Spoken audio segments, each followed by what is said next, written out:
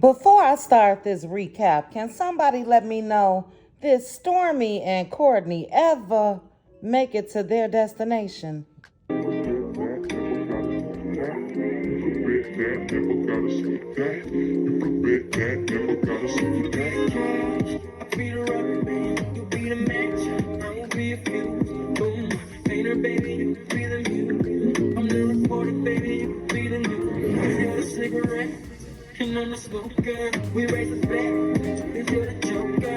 Chit chat with cutie. That's what they said. Yep. Chit chat with QT was killing. Chit chat with QT for all of this tea. So cuties, thank you guys for joining me for this video. I'm going to go ahead and give my recap on Love and Marriage Huntsville Season 6, Episode 12.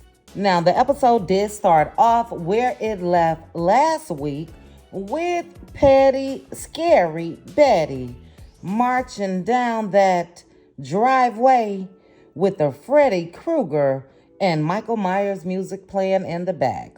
I still chuckled a whole week later. The producers got it right. That lady is scary.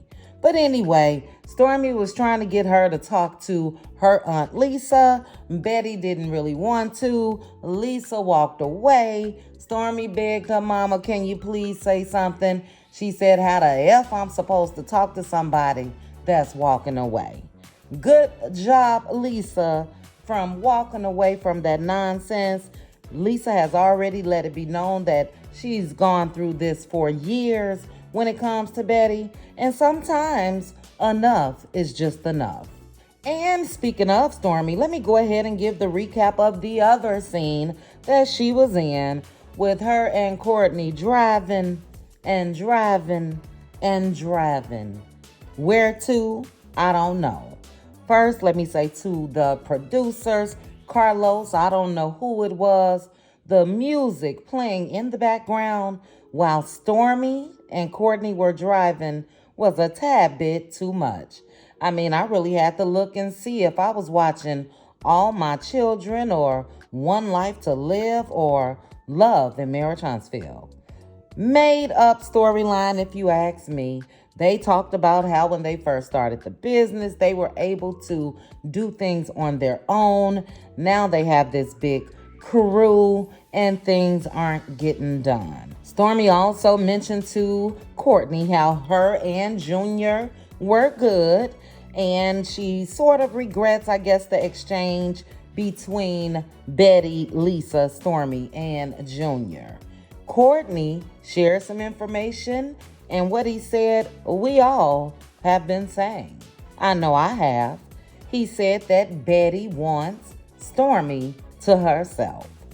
Now, isn't that what we've been saying, guys? We said that that lady is out to sabotage any relationship that Stormy has with anyone other than her. We've seen it happen with Mel. Stormy also mentioned out of her own mouth that her mom can see things in her friends, and the majority of times, her mom is right. And I wonder if Stormy still feels that way. The lady has a problem. Stormy is an only child. I get it. That's her baby. That's her daughter or whatever. But let Stormy go on out here and form these friendships, whether you like the people or not. It's called living life, learning lessons in life. And Betty, you may just realize it may just be your daughter and not the other people that you can look into and see the future. You've instilled so much of your messed up ways in her that, yeah, I doubt that it's anybody else, especially Mel. Like I've mentioned before, Mel was very supportive of Stormy when Stormy first came out with her Canvas Beauty line. Stormy was calling her sis and everything else. And guess who shut that shit down? Petty ass Betty. But yeah, boring scene if you ask me. Like I said, they drove around forever. We know that Carlos said that Stormy is the face of Love and Marriage Huntsville, or she's the future, or whatever the case may be. And yeah, you may need to rethink that, Mr. Carlos, because somebody else may have your place and be the new face when it comes to the producer role, the creator role, because you're doing a horrible job. And I'll discuss that in another video. But let's go ahead and get into Mr. Martel Holt. And I'm also going to combine Martel's scenes. Martel met up with the therapist, fed her a lot of BS. We know that Martel was mandated by the court to go to therapy.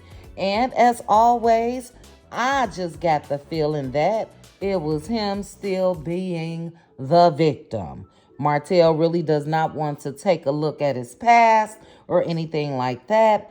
And until he does, he's going to continue to self-destruct. He's going to continue to drag all of his baggage to whatever woman he chooses to be with week by week. He needs serious help, not for TV, not something that's shown on TV to make his image look good. No, he needs real help. I'm still pissed that we've seen little knocks here and there and everywhere, and we can't even see those M&M kids on their mother's page. He needs to go see some therapy about that, because that shit is wrong. Martel also told the therapist that he was upset with his mom, Mama Holt. Mama Holt told Martel's ass a couple years ago that she wasn't going to be babysitting, and here he is a couple years later, mad because she won't stop her life and watch those kids.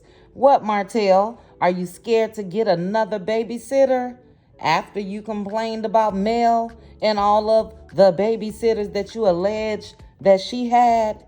His mother has a right to not want to be tied down with his children, because guess what? He had it made when he was married.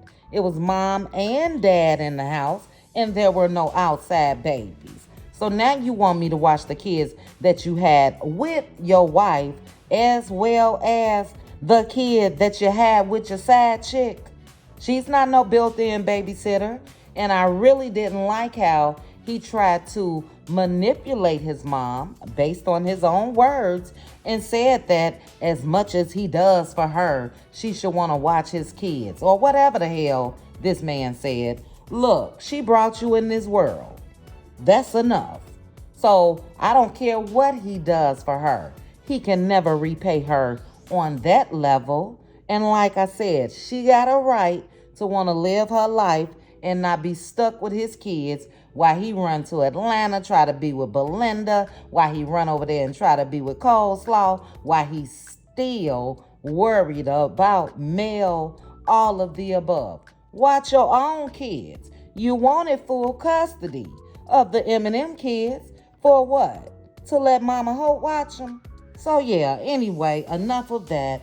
Martel also met up with his brother, Montez. And he's trying to be, is he trying to be a mentor, y'all? Is Martel trying to give his brother advice? Now, I did recognize what Martel said right away, and it's something that he said in interview after interview and interview. And that is, he was more focused when he was married to Mel. He had it going on when he was married to Mel. Now, what I didn't like was Mr. Man tried to act like Mel was just this stay-at-home wife, because he said that with her being at home, he was able to conduct business. What business, Martel? You ain't even never had a builder's license. What were you really doing out in those streets instead of slanging and banging, pulling out that penis? I'm confused. But his brother seemed to have been receptive, and I'm sure that he is, because on the outside looking in, Martel is on TV. Seemingly he's doing well, but a lot of us know the real. And it's all a big act. I think that whatever money that Martel is making from Love and Marriage Huntsville, he's using that money to try to stay afloat. I don't see anything else the man has done that's been able to generate income. Definitely not on the level of money-making Mel. Mel has been acting and modeling and has her own business and making money, all of that. What has Mr. Man done that he can give advice to his brother? Not a damn thing. And let me say this about the brother. Carlos, you may want to start vetting people before you put them on national TV, because Mr. Montez allegedly got some current issues going on with the law. What's really going on with Carlos King? He just throwing folks out there and trying to see what's gonna stick. And it's an epic fail, if you ask me. And guys, I grouped together the scenes based on the people that were in the episode. So this recap is not necessarily in order. Next, we have Kimmy and Maurice going to a glass painting place. Basically, same old, same old. The lady said something about washing the glass, and Maurice told Kimmy that's her department. So we know Maurice don't have to lift a finger in that house. But Kimmy tells him Monster needs to see him washing a glass or two. Maurice tells Kimmy that, hey, if he's not there, he wants her to tell Monster what to do. Kimmy told him she don't like to be the heavy all the time, or just being the one that's always enforcing things or parenting Monster. Maurice, do your job. But anyway, Tisha and Marcel show up, and for what, I don't know. It was a very short scene. Marcel said that they were there so they could have a date night. He said they can use that with all that they have going on when it comes to business.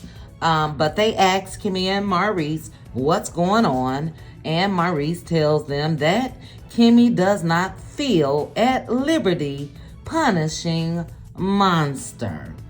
Really, guys, that's the scene. It is what it is. I just feel bad for poor Monster. Monster is the storyline. But anyway, the last scene will be between Kimmy and Maurice, Monster and his mom, Kiowa. Now, I had a big live the other day. If you guys did not see that, make sure you go back and watch. I basically said all that I needed to say when it comes to this whole situation. But what I am going to say is I am disgusted that Maurice has allowed himself to use his own damn son as a storyline. And not only that, he's using his wife as well. Now, word on the curb is Maurice is not doing a damn thing. This is all alleged. We haven't seen him work. And if he does not have anything that he could represent himself as far as his own storyline on the show, he's done the next best thing in his mind. Let me use my son. Can you guys imagine the ridicule his son may face at school because his dad has him on TV talking about he's not doing his chores, trying to make his wife make him do it, and the child just looks so unhappy, very unhappy. And as that child's father, I feel like Maurice is the one that should have been able to recognize that. We can look in that boy's eyes and tell he's not happy. But here his father go. Got him sitting in the living room with cameras all in his damn face. For what? Because he don't have shit to offer his damn self. When it comes to Kimmy, I've already given my opinion on that. Maurice and Kiowa both should handle their child off camera. Take that boy off of TV. We haven't seen anything when it comes to real issues with any children on this show. And why Maurice felt the need to put his son on there is beyond me. The gaslighting and manipulation that he's done with Kimmy is disgusting. It's appalling. Again, we discussed this in detail during my live, but for him to basically force her to try to get things under control when it comes to his son, yes, she's the bonus mother. Bonus mean in addition to the two parents that he already got. And I be damned if I'ma stress myself out while Kiowa is somewhere kicking it with her husband and Maurice doing whatever the hell he wanna do. No sir, no ma'am, not happy. But the show basically ends with just that Maurice's scene, and it looks like that next week that will continue. Kimmy suggested that Maurice and Kiowa go to counseling with their son, and I am on Kimmy's side. Y'all handle that. Let me go ahead and handle what the hell I'm trying to handle, which is my goddamn health. Okay? But yeah, guys, just a quick little recap. The episode was a snooze fest. We did not see Mel. We did not see Kiki. And we have not seen Miss Van at all. And I'm upset about that. Now, I do have another video that will be dropping as far as, do I think that Carlos is punishing Mel by her putting rules in place when it comes to this current season of Love and Marriage Huntsville. We do know that Mel had mentioned that she had met with some people, and the only thing she wanted was people to talk about their own shit and not focus on her. And I think that as payback, Carlos has cut Mel's scenes. And again, we have not seen Mel's mother at all. And out of her own mouth, she's filmed. So where is she, Carlos? You would rather put Betty's ass on this screen after removing Wanda for the majority of the season, instead of showing a woman, Miss Van, that knows how to conduct herself, that knows how to talk proper English, that knows how to stay out her daughter's business. You would rather her be given a contract and you not show her. Yeah, you shady as hell, Carlos, and we got some things coming about you as well. Go down there and see if you can get hired at Bravo, because that's where your focus is. Bravo, not OWN. You won't be able to say your #1 show for too much longer because the ratings are shit. It's a whole shit show, and it's because of you. But like I said, I'll have another video about that. Thank you guys so much for joining me for this quick recap. It took everything in me just to talk about it at all. I will have something on Love and Marriage Huntsville, Detroit, which, guys, is the same damn thing. We got these men with cavemen mentalities on our screen. Thanks to who? Mr. Carlos King. But all right, guys, thanks again for watching. Please make sure to like the video, hit that notification bell, and subscribe. Chat with you guys soon. Bye.